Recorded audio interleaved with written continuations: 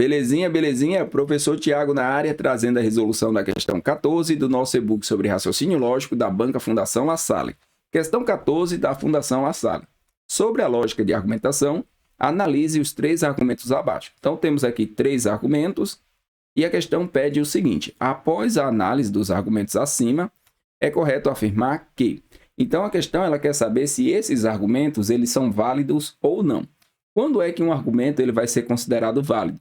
Quando a sua conclusão ela decorre das premissas. E quem é a conclusão aqui nesses argumentos? Após o logo, nós temos a conclusão. Então, aqui a conclusão seria 10 é um número par. Aqui a conclusão seria Mônica não é tia de Maria. E aqui a conclusão seria algum CAOX são bons em matemática, né? Alguns CAOX são bons em matemática. Beleza, então vamos lá. Como é que a gente analisa? Nós temos 2 formas para analisar aqui um argumento. Nós podemos usar os diagramas, tá? Podemos usar diagramas lógicos, depende aí da nossa informação. Ou a gente pode usar tabela verdade. Porque como é que funciona a lógica de argumentação? Você tem lá uma premissa e te leva a uma conclusão. Essa premissa pode ser uma proposição simples ou uma proposição composta. Pode ser uma única premissa ou pode ser também um conjunto de premissas, tá? Que você vai unir aqui com a conjunção. E aí você vai ter aí até uma premissa N, vamos chamar, que vai te levar a uma conclusão. Quando é que teu argumento é válido? Quando a conclusão decorre das premissas. Então, se eu considero aqui todas as premissas verdadeiras, obrigatoriamente a minha conclusão deve ser verdadeira para que eu tenha um argumento válido. O argumento vai ser válido quando a conclusão decorre das premissas. Então, vamos analisar aqui o primeiro argumento.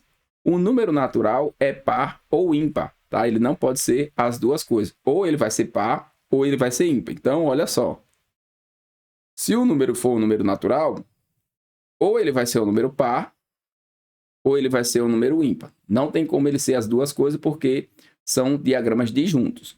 Beleza. O número 10 é natural e não é ímpar. Então, ele vai ser o quê? Ele vai ser um número que vai ser par. Então, a gente já tem aqui ó, que a minha conclusão ela decorreu das premissas. Como o número 10 ele é natural e não é ímpar, então ele é um número que a gente vai considerar como par. Ok. Primeiro argumento é um argumento válido.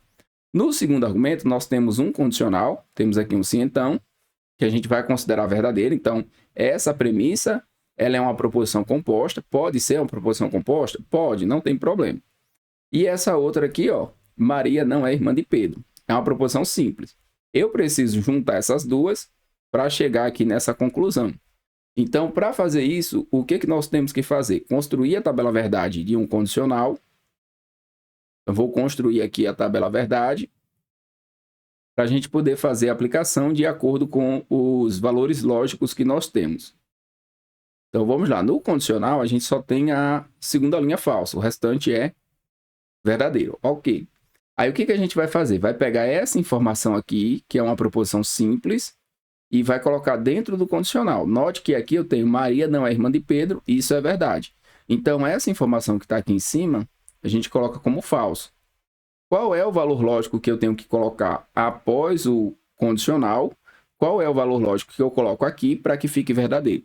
Se eu colocar verdade, nós vamos ficar com isso aqui, ó. Falso na primeira parte, verdade na segunda, resulta em verdade. Então, isso aqui pode ser verdadeiro. Mônica é tia de Maria. Ok. Mas se eu colocar falso, também vai dar certo. A gente também vai ter aqui o resultado lógico sendo verdadeiro. Então, aqui tanto pode ser verdadeiro quanto pode ser falso. Quando isso acontece, essa informação aqui ela é inconclusiva.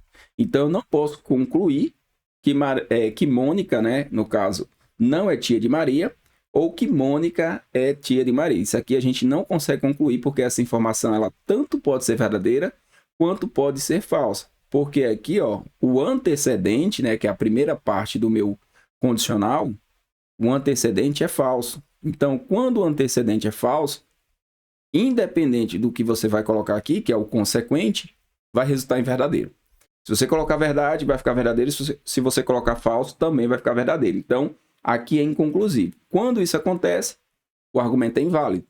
Porque a conclusão ela não decorreu das premissas. Eu não tenho essa conclusão decorrendo das premissas.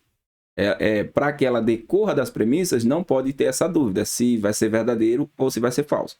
Então, o 2 está fora. E o terceiro, nós temos alguns CAOX, eu acho que é CAOX aqui a pronúncia, ou COX, são inteligentes. Alguns inteligentes são bons em matemática. Então, nós temos o algum aparecendo. Nesse caso, a gente desenha os diagramas. Como é que fica o diagrama do algum?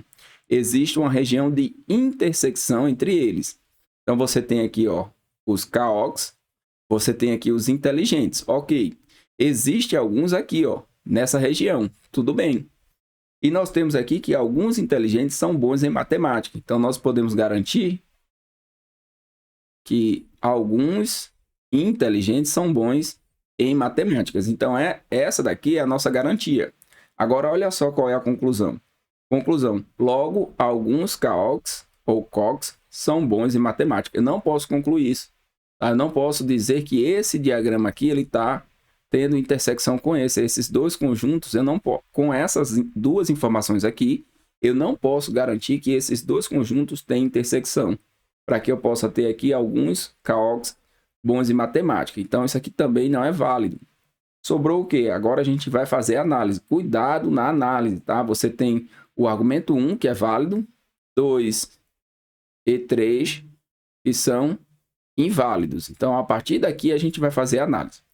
Na letra A, ele diz o seguinte: o argumento 1 não é válido. É errado, o argumento 1 é válido. Então, já posso até eliminar. Na letra B, ele coloca: os argumentos 1 e 2 são válidos. Não, o argumento 2 não é válido. Então, já consigo eliminar aqui também. Na letra C, apenas os argumentos 2 e 3 não são válidos. Ok, tá? Os argumentos 2 e 3 não são válidos, apenas o 1 foi válido. Então, podemos marcar aqui a letra C e seguir para a próxima questão. Caso você queira baixar o material, eu vou deixar um link na descrição do vídeo, tá? Também vou deixar um link para o curso completo com foco na banca Fundação La Salle. Espero que você tenha compreendido toda a resolução e te vejo na próxima.